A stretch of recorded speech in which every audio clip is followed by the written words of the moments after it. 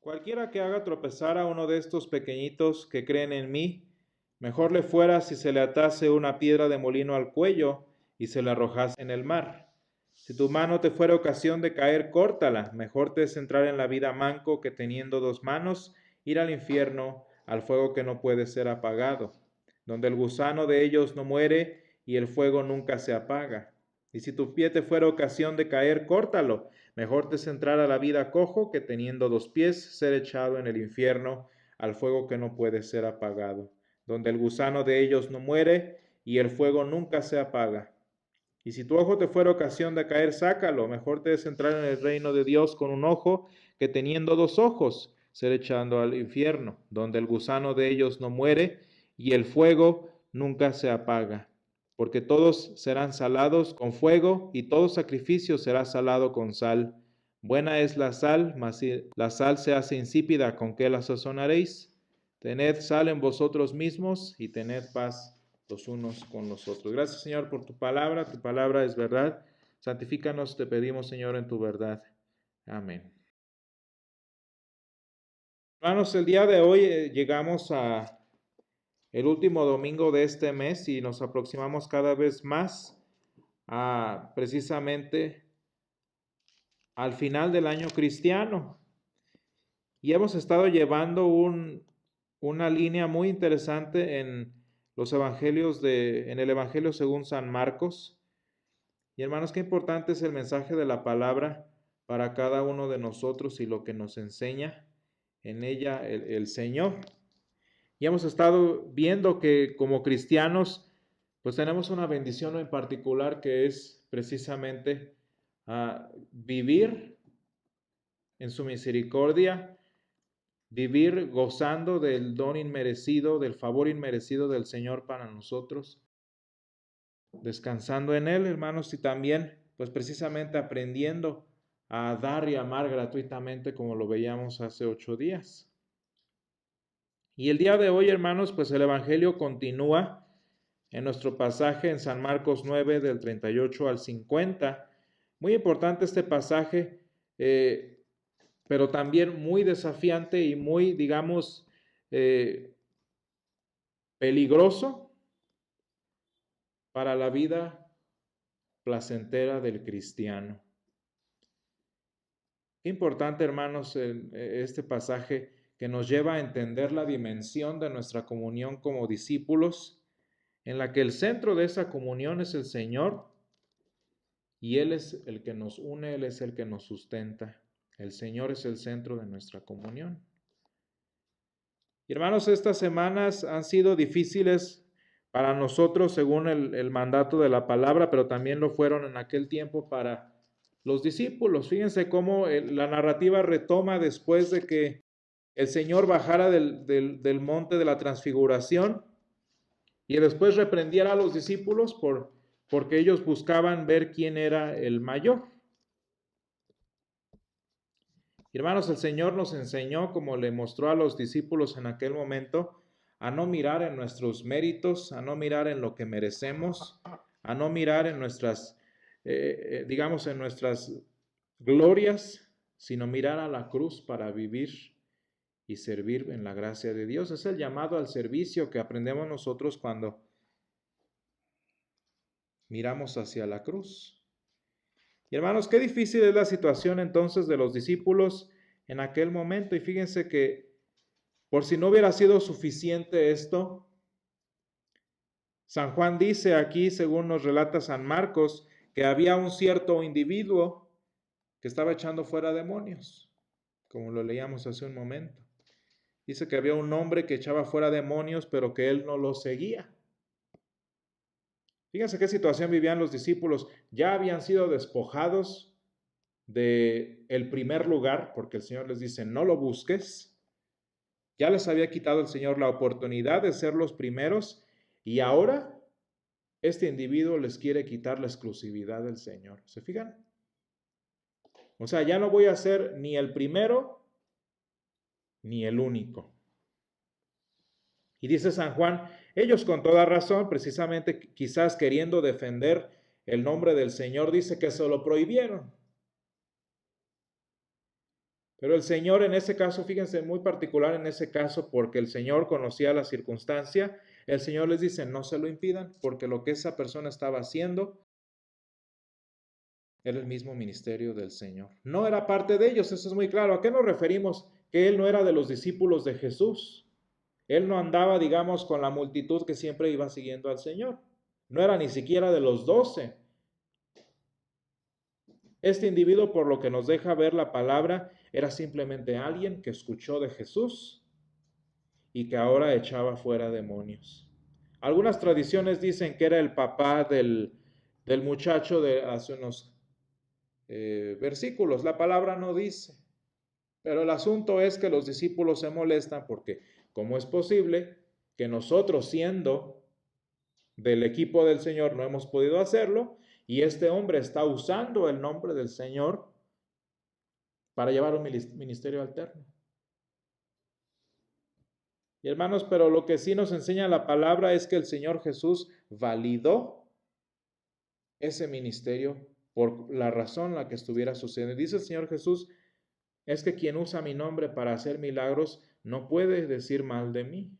O sea, está hablando de que eso era un ministerio real, alterno, pero era válido.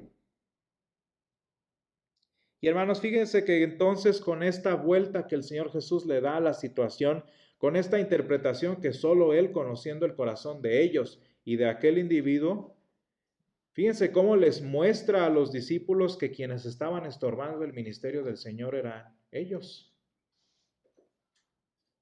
Cuando los discípulos le dijeron, no lo hagas, fíjense cómo ellos estaban estorbando la palabra de este individuo y quizás también estorbando la obra del Señor en todos los que escucharan a aquella persona.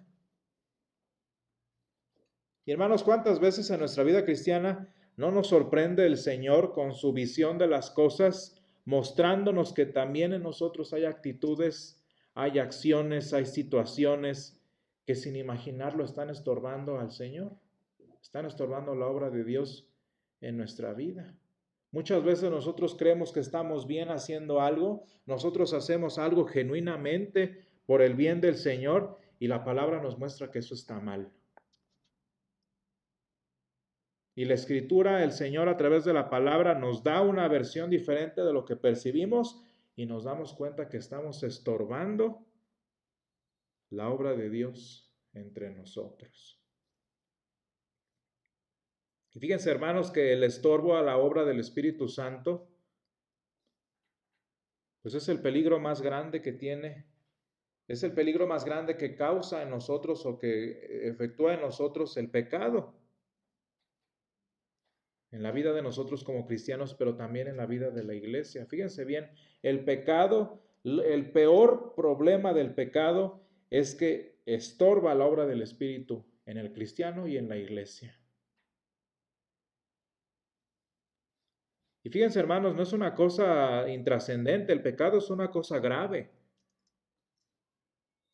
¿Qué dice el Señor en el versículo 42? Dice que cualquiera que haga tropezar a uno de estos pequeñitos. ¿Qué está diciendo el Señor allí cuando lo comparamos con San Mateo 18 o con San Lucas 17?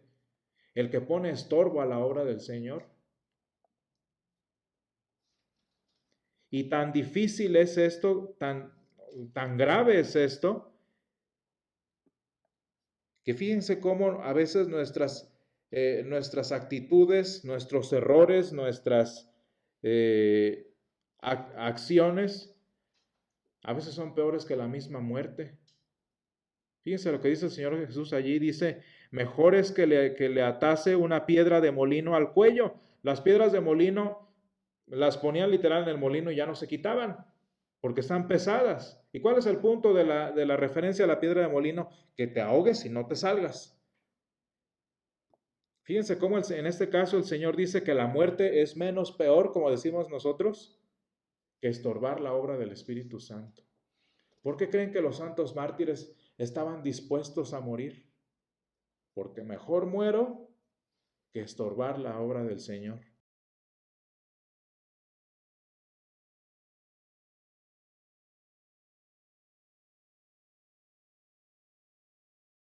El Señor Jesús lo llama en San Mateo la blasfemia contra el Espíritu Santo. ¿Y qué es? Pues no es otra cosa más que estorbar la obra del Espíritu Santo. Porque la muerte se soluciona y el Señor de hecho la iba a solucionar en su resurrección. O sea, la muerte tiene resolución. Para el cristiano la muerte no es un problema. El problema es estorbar la obra del Espíritu Santo porque de allí sí no hay vuelta atrás. Fíjense en qué nivel de confianza estamos los cristianos, ¿no? Que ni la muerte, ¿no? Pues la muerte. Pero fíjense qué importante es entender la dimensión de estorbar la obra del Espíritu. Yo he visto y siempre pienso, por ejemplo, en las personas que enseñan falsas doctrinas.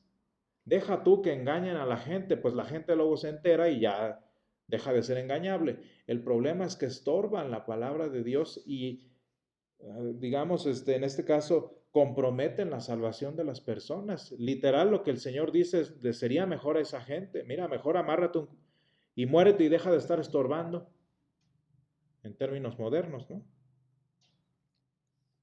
Y hermanos, fíjense cómo el Señor habla de esta situación de no estorbar el ministerio de otros, de no estorbar el ministerio en general de su espíritu, pero luego no nada más habla en el asunto organizacional, en el asunto de instituciones, porque los discípulos estaban enojados porque ellos eran la iglesia del momento, ¿no?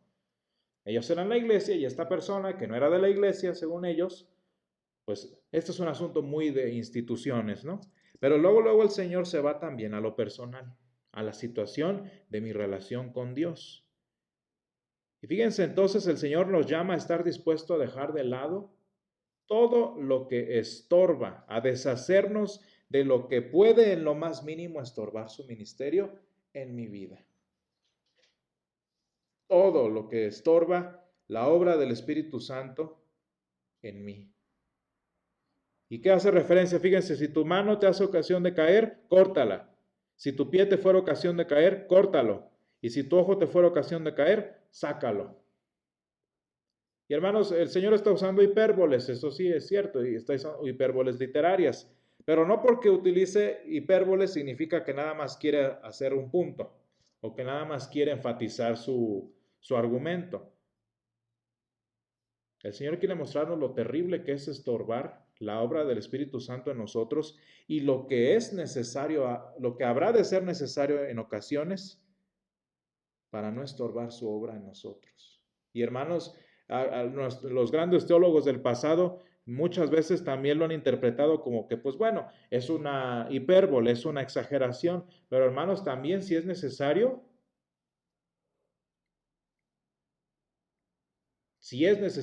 mira,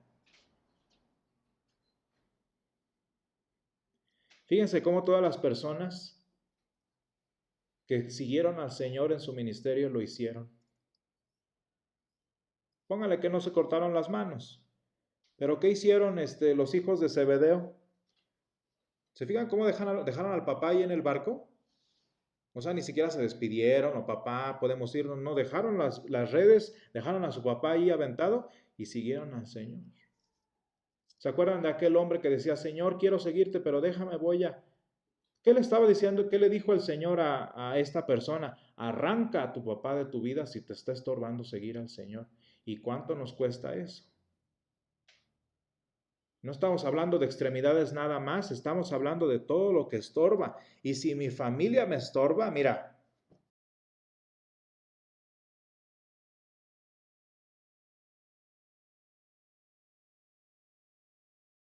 y hermanos, qué terrible es la vida en pecado. Qué terrible es vivir una vida en la que cualquier cosa o aspecto de nuestra vida estorba la obra del Señor.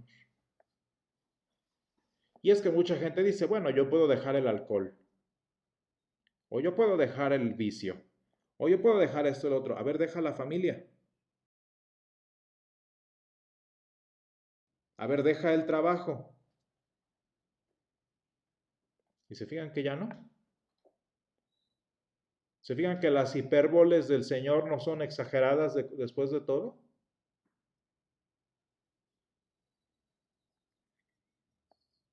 Y hermanos, curiosamente también los ejemplos que el Señor usa de la mano, el pie y el ojo, también aluden a la iglesia, también aluden a la vida de la congregación. Fíjense bien, estamos hablando de iglesias, de congregaciones, que al igual que los discípulos en aquel día utilizan los dones que el Señor les da para levantar los muros de Dios, como en tiempos de Nehemías, que en lugar de usar sus manos para construir el reino de Dios en la tierra, utilizando sus dones, predicando, literal construyendo iglesias si es necesario, ¿para qué usan las manos? Para herir y para destruir, para empujar a la gente. O que usan el llamado que tenemos de ir, como dice el Señor en la Gran Comisión, de ir y predicar el Evangelio, o aprovechan que ya van de camino con sus pies para buscar otros fines que no son la salvación. O esos ojos que el Señor nos ha dado para identificar el pecado en las personas, para nada más pura chismorronería. ¿Se fijan?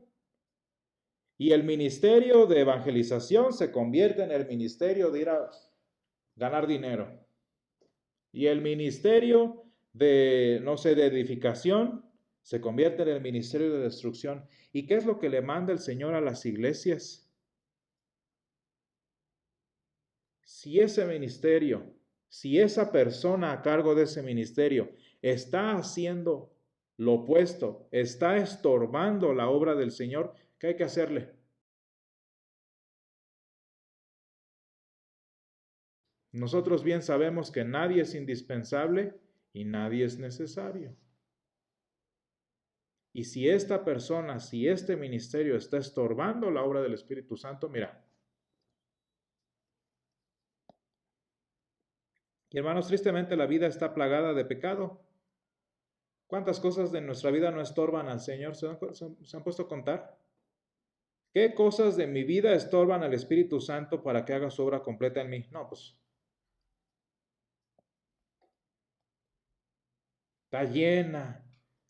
De tal manera que si aplicáramos la hipérbole del Señor, ¿cómo quedaríamos? Yo sé que muchos quedarían mancos, muchos quedarían cojos, otros quedarían mudos sin lengua, otros quedarían sin orejas. Luego me pongo a pensar que quedaríamos con una salchichita, ¿no? Nada más el puro tronco. Y eso porque la cabeza no se puede cortar, porque el problema viene de acá y el corazón no se puede sacar. El punto es que si quitáramos de nosotros todo lo que nos estorba, quedaríamos como, ¿qué?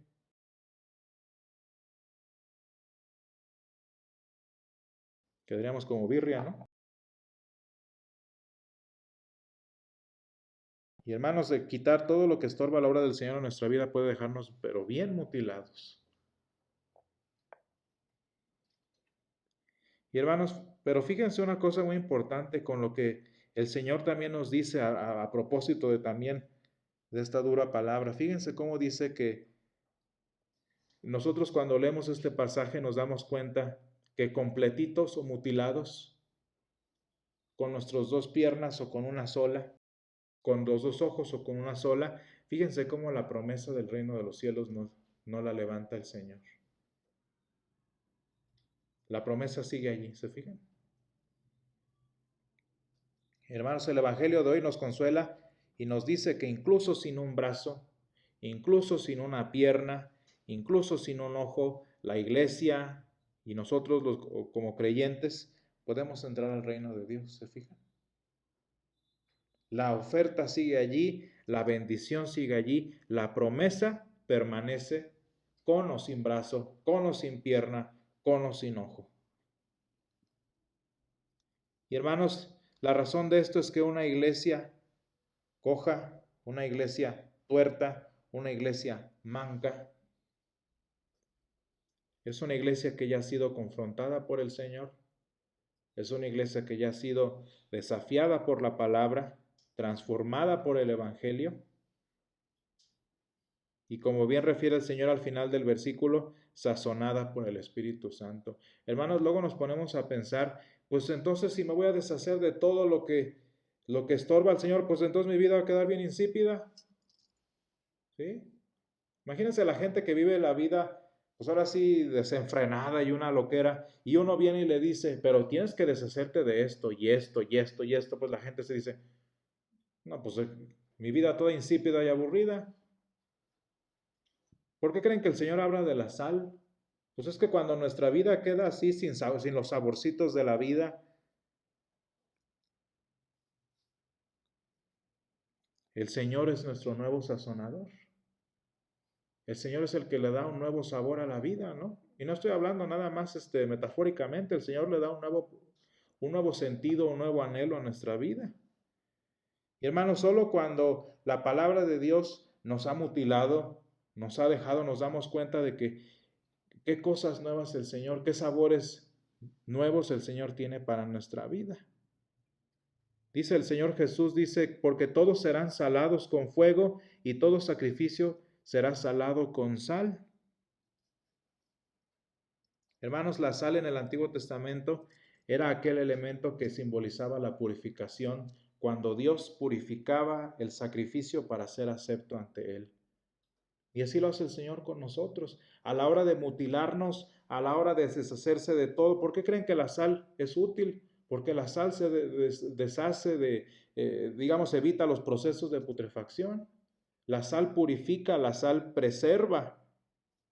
Y es lo que el Señor hace con nosotros. Se deshace de todo lo que estorba, de todo lo que no sirve para su gloria, y con la sal la purifica, con la sal hace que permanezca. Y hermanos, qué bonito es que la vida cristiana, que nuestra vida cristiana nos lleve a decir lo que dijo el salmista en el Salmo 1, ¿no? Qué importante es que nosotros como cristianos lleguemos a una nueva vida en el que mutilados, en el que medio deformes, en el que dice, bienaventurado el varón que no anduvo en consejo de malos, ni anduvo en camino de pecadores, ni en silla de escarnecedores se ha sentado, sino que ¿qué? Sino que en la ley del Señor está su delicia y en su ley medita de día y de noche. Un nuevo sabor a la vida, ¿no? Un nuevo sazonamiento, un nuevo propósito y una nueva identidad que el Señor nos da como mutilados, sabiendo siempre que su promesa del reino de los cielos permanece para nosotros. Vamos a orar. Gracias, Padre, te damos porque tú nos llamas, Señor, a dejar atrás lo que nos distrae, Señor, porque tú nos llamas a deshacernos de todo ello que estorba, Señor, tu palabra. Padre, te pedimos que lo vayas haciendo en nosotros. Señor, mutila nuestra vida, Señor, mutila nuestra persona, Señor, si es necesario. Y Padre, déjanos en la forma, Señor, que tú quieres que tengamos, Padre. Ayúdanos, Padre, a que mutilados, sin un ojo, sin un aspecto de nuestra vida, Señor, nosotros podamos encontrar nuestra verdadera forma, nuestro verdadero sabor, Señor, en tu palabra, Señor. Padre, te pedimos que con tu sal, Señor, tú purifiques, Señor, nuestra vida, que tú purifiques, Señor, este sacrificio, Señor, que tú has preparado para ti mismo, Señor. Te pedimos, Padre, que también con esa sal, Señor, tú nos permitas tener un nuevo sabor, Señor, y un nuevo deleite en tu palabra y en la vida que tú nos das. Sé con nosotros, Padre, te pedimos en este tiempo, guárdanos a cada uno. En el nombre de Jesús. Amén.